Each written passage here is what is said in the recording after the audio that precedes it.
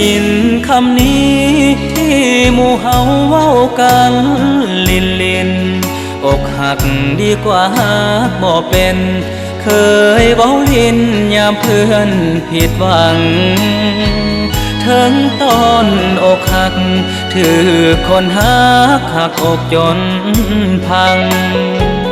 คนที่ผิดหวัง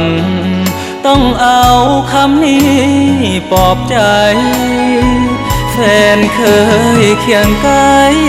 ที่ตัวอ้ายเคยหักเคยห่วงเลือกเขาคนนั้นมาควงปล่อยอ้ายซ้ำสวงทั้งเจ็บทั้งเหงาวันที่ละจากจบทุกอย่างกับความหาเขามีเพียงหนึ่งคำเบาบอกหาเขาให้จบเท่านี้อยากมีวิธีลืมหักที่จากไปแล้วไปเที่ยวก็แล้วกินเบียร์ก็แล้วห้องไห้ก็แล้วแต่บ่มีวี่แววที่จะลืมเขาได้จากวันมีแต่ความเหงาเข้ามาซ้ำเติมใจนั้นทุกอย่างที่เคยมีกันมันแมมโมรีอยู่ดี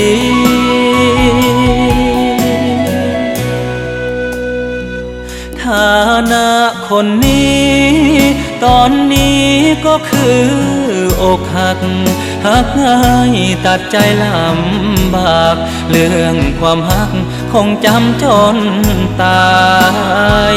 คนหักลาจากความอกหักเข้ามาเคียงกายต้องใส่คำนี้ปลอบใจ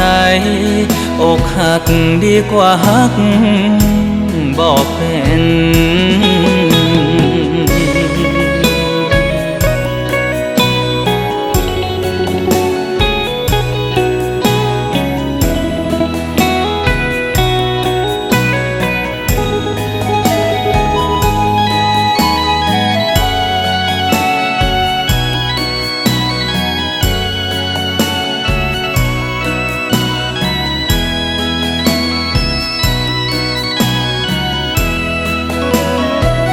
อยากมี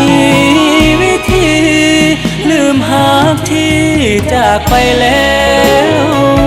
ไปเที่ยวก็แล้วกินเบียร์ก็แล้วห้องไห้ก็แล้วแต่บ่มีวี่แววที่จะลืมเขาได้จากวันมีแต่ความเหงาเข้ามาซ้ำเติมใจนั้นทุกอย่างที่เคยมีกันมันแมมโมรีอยู่ดี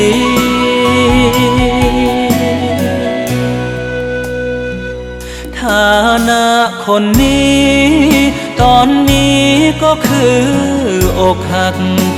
ง่ายตัดใจลำบากเรื่องความหักคงจำจนตายคนหักลาจากความอกหักเข้ามาเคียงกายต้องใส่คำนี้ปลอบใจอกหักดีกว่าหักบอกเป็น